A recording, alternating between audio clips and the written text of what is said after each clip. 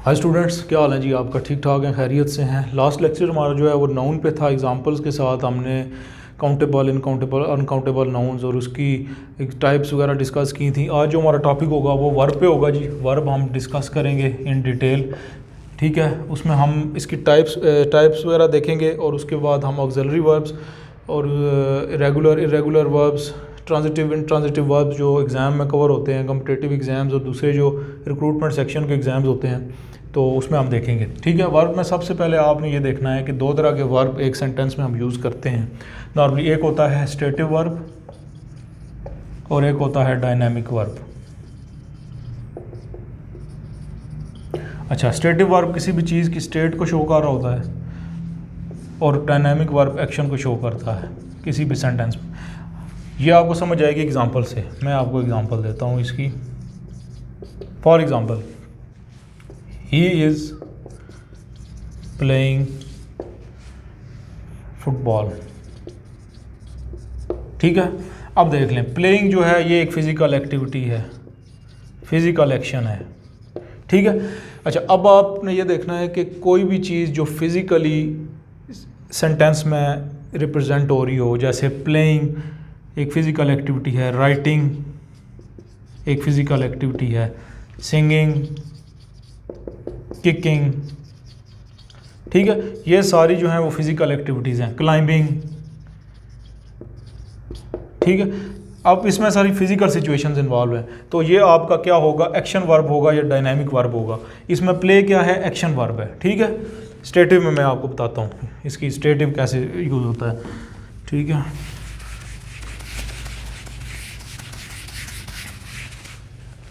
Stative verb, stative में जैसे आप कह लें ही इज़ अ टीचर और लॉयर, कोई भी प्रोफेशन, ठीक है। अब देख लें इसमें कोई एक्शन यूज़ नहीं हो रहा। टीचर है तो क्या है, एक्शन तो नहीं यूज़ कर रहा ना। लॉयर है तो क्या है, इसमें कोई एक्शन तो नहीं यूज़ हो रहा। इसमें आपको एक स्टेट यूज़ हो रही, स्टेट शो हो रही है कि वो शख्स क्या है, उसकी स्टेट है कि वो टीचर है, ठीक है। अच्छा, इसके अलावा चिल्ड्रन लाइक चॉकलेट्स, ठीक है। बच्चे चॉकलेट्स पसंद करते हैं। अब लाइक इसमें कोई एक्शन तो नहीं शो हो रहा, फिज़िकल एक्टिविटी तो नहीं शो हो रही, इसमें एक स्टेट शो हो रही है, सिचुएशन शो हो रही है कि बच्चे क्या करते हैं जी, लाइक करते हैं चॉकलेट्स को। तो ये हमारा क्या है, स्टेटिव वर्ब है। इज़ अ स्टेटिव वर्ब, ठीक है। यहाँ से तो आपको एक स्टेटिव वर्ब की समझ आ गई होगी, ठीक है जी। अब हम चलते हैं, हमारी जो मेन चीज़ है वो है मेन वर्ब। क्या होता है किसी सेंटेंस में, मेन वर्ब, और सेकंडली हमारे पास हेल्पिंग वर्ब। क्या होता है, हेल्पिंग वर्ब, ठीक है। मेन वर्ब एक सेंटेंस में ऐसा वर्ब मेन वर्ब उसे कहते हैं जिस वजह से सेंटेंस लिखा जा रहा हो। मैं अपनी लैंग्वेज में मैं आपको बताता हूँ। फ़र्ज़ करें, इसकी एग्जांपल से आपको अंदाज़ा हो जाएगा। ही इज़ सिंगिंग अ सॉन्ग, वो गाना गा रहा है, ठीक है। या ही दे आर प्लेइंग क्रिकेट, ठीक है। अब देख लें, ये जो सेंटेंस आपने लिखा है ये किस वजह से लिखा है, ताकि उसकी सिंगिंग को बता सकें। मेन वर्ब इसमें सिंगिंग है, ठीक है। इसमें मेन वर्ब प्लेइंग है, प्ले को शो कर रहा है कि प्लेइंग जो है वो खेल रहा है। मगर इसमें हेल्पिंग वर्ब क्या आ रहा है, इज़ आ रहा है। अगर इज़ ना होता तो हम ही सिंगिंग अ सॉन्ग, कोई सेंटेंस नहीं बनता, कोई उसकी शेप नहीं आती, मतलब वो रॉन्ग होता है ग्रामेटिकली। और जो है they are playing cricket, they playing cricket, there is no sense कि ये सेंटेंस लिखा जाए।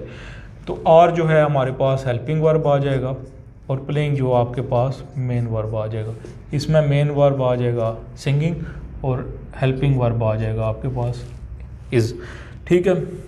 अच्छा, अब हेल्पिंग वर्ब और मेन वर्ब का काम क्या होता है। मेन वर्ब का काम तो ये होता है कि किसी भी चीज़ का एक्शन या स्टेट ये आपको सेंटेंस में शो करता है, ठीक है जी। मगर जो हेल्पिंग वर्ब होता है ये आपको टेंस शो करता है, किसी भी टेंस कि वो पास्ट है, प्रेजेंट है या व्हाट्सएवर कोई भी टेंस है, ठीक है, कोई भी टेंस जो है वो आपको हेल्पिंग वर्ब से अंदाज़ा होगा। इस यहीं से मैं आपको समझा देता हूँ। देखिए देखें, जैसे था he is singing a song, मैं कहता he was singing a song, ठीक है, या ही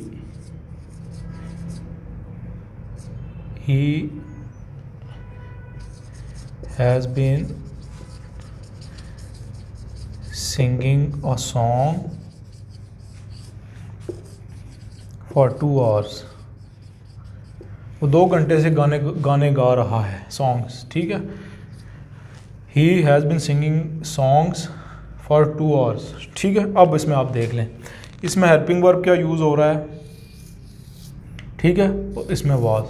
अब आपको अंदाज़ा हो गया होगा कि वाज जो है वो एक सेंटेंस की कंडीशन को शो कर रहा है कि वो गाना गा रहा था, और इसमें वो गाना गा रहा है फॉर 2 hours, 2 घंटे से गाने गा रहा है, सॉन्ग्स, ठीक है।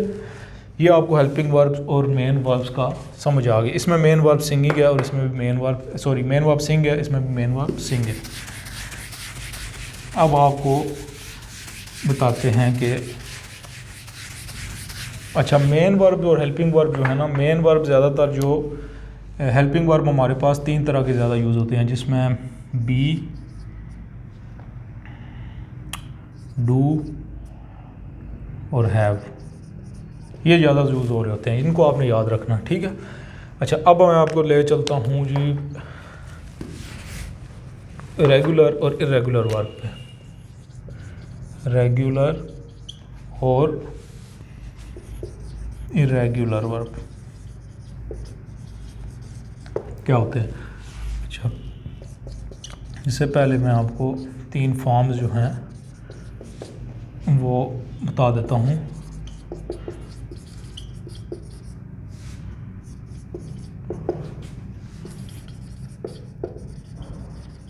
कॉन्टीन्यूस और आईएनजी फॉर्म, ठीक है।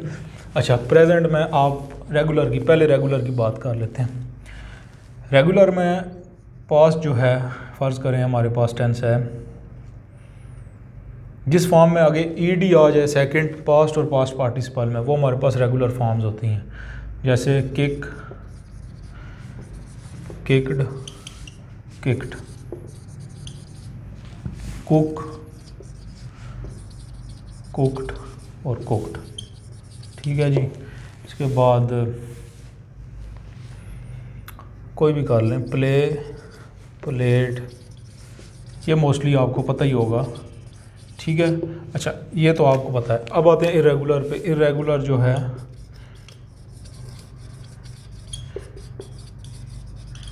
अच्छा, इसकी कॉन्टीन्यूस जो है वो किकिंग होगा, आईएनजी फॉर्म लगती है, कुक से कुकिंग, प्ले से प्लेइंग, ठीक है। अच्छा, इरेगुलर में हमारे पास जो सेकंड फॉर्म पास्ट और पास्ट पार्टिसिपल है उसमें ईडी नहीं आएगा, ठीक है। जैसे स्लीप, स्लेप्ट, स्लेप्ट, ठीक है। गो, वेंट, गॉन, ठीक है। बी, इज और M, was, sorry,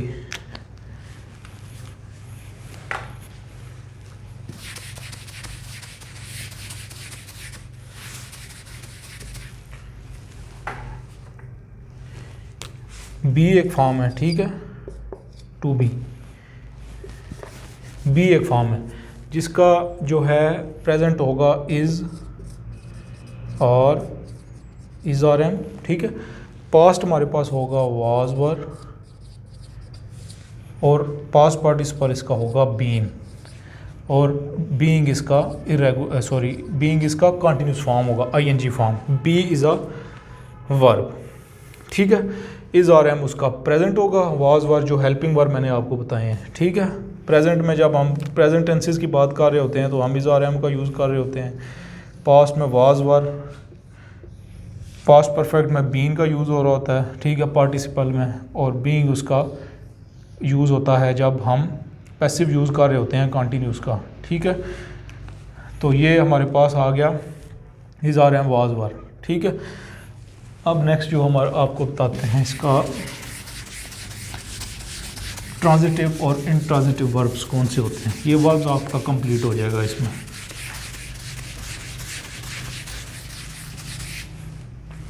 I am sorry यार, मैं ज़रा जल्दी पढ़ाता हूँ, ठीक है। आप वीडियो रिवर्स करके भी देख लें। अच्छा जी, transitive verb.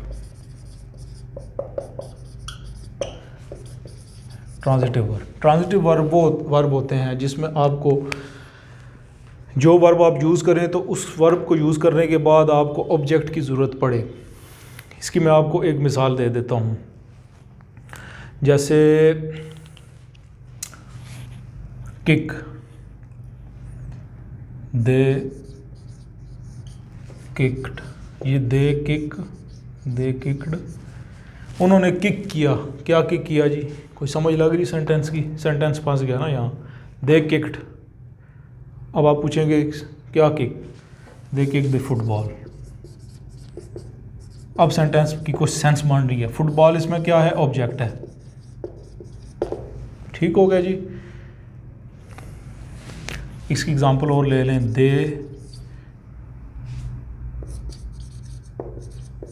They painted what? They painted what? कोई पिक्चर, वॉल, समथिंग एल्स, कोई भी। अब देखें, दे पेंटेड होता तो ये एक सेंटेंस की कोई लुक नहीं बन रही। जब आपने लिखा दे पेंटेड पिक्चर्स और वॉल, तो एक सेंटेंस की लुक आई। सेंटेंस को पता चल गया, किसी शख्स को पता चल गया कि यार सेंटेंस में कुछ जान है, कुछ पता चल रहा है, ठीक है। उसके बाद दे क्लीन कर लें। दे,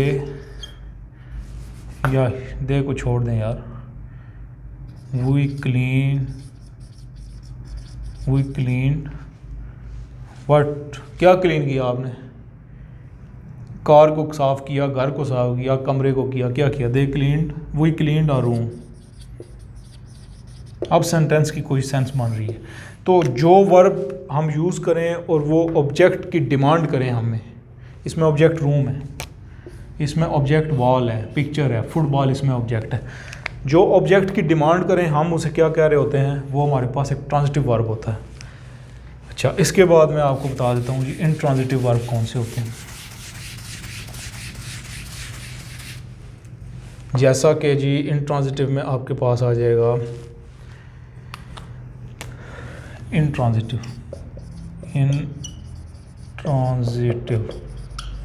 इंट्रांजिटिव वर्ब्स।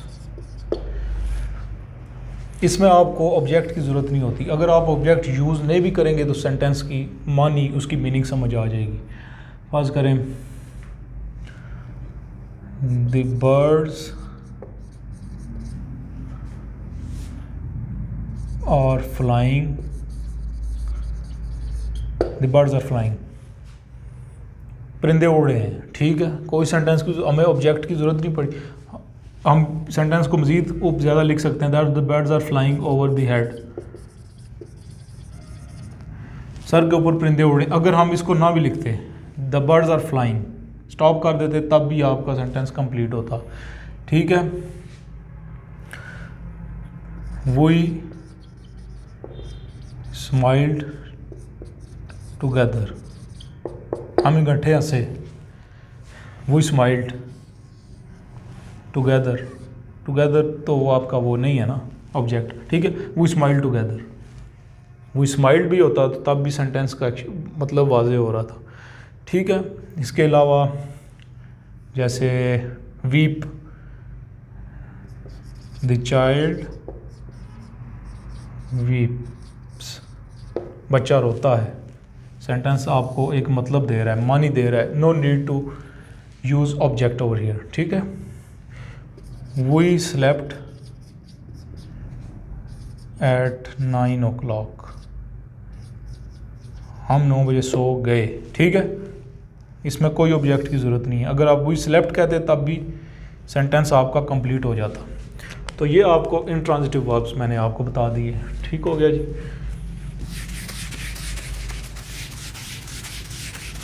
अच्छा, कुछ ऐसे वर्ब्स हैं जो बोथ यूज़ हो रहे होते हैं, इंट्रांजिटिव और ट्रांजिटिव के तौर पे, दोनों के तौर पे यूज़ होते हैं। जैसे बोथ ट्रांजिटिव एंड इंट्रांजिटिव। ठीक है।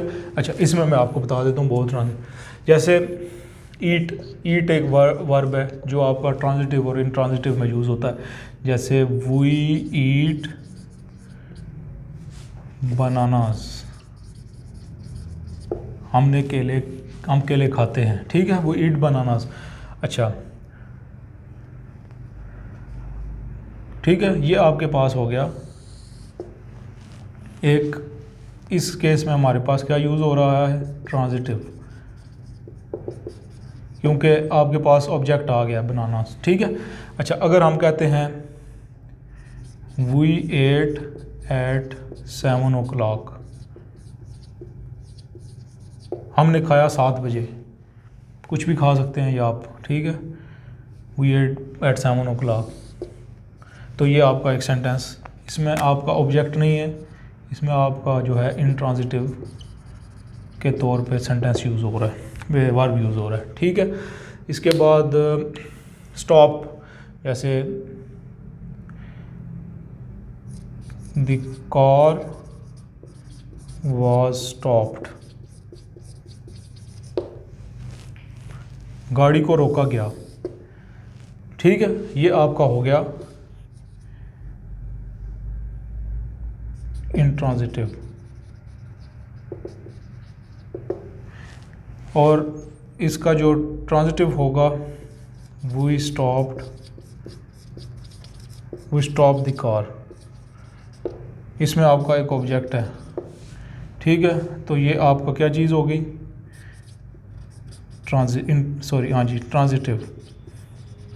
ट्रांजिटिव के तौर पे यूज़ हो गया। ठीक हो गया जी। उसके बाद बहुत सारी वॉक, जैसे वॉक भी एक हमारे पास इंट्रांजिटिव वर्ब है। ठीक है, वॉक के अलावा आप यूज़ कर सकते हैं रन भी हमारे पास इंट्रांजिटिव वर्ब है। ठीक है, इस तरह बहुत सारे इंट्रांजिटिव वर्ब हैं। मकसद आपको बताने का ये है, वॉक जो है ये बहुत यूज़ होता है, वॉक बहुत यूज़ हो रहा होता है और रन भी बहुत यूज़, मैंने आपके बोथ का एग्जांपल बता रहा हूँ ना। वॉक और रन ये बोथ में यूज़ हो रहा होता है, बोथ मतलब ट्रांजिटिव और इंट्रांजिटिव। इसके अलावा भी बहुत सारे वर्ड्स हैं जो ट्रांजिटिव इंट्रांजिटिव में यूज़ हो रहे थे। ठीक है स्टूडेंट्स, तो आपको कोई भी इस तरह की कन्फ्यूजन है या आप मज़ीद कुछ पूछना चाह रहे हैं तो लीव अस अ कमेंट, तो आपको इंशाल्लाह रिप्लाई ज़रूर मिलेगा। Thank you very much for your kind watching. Thank you.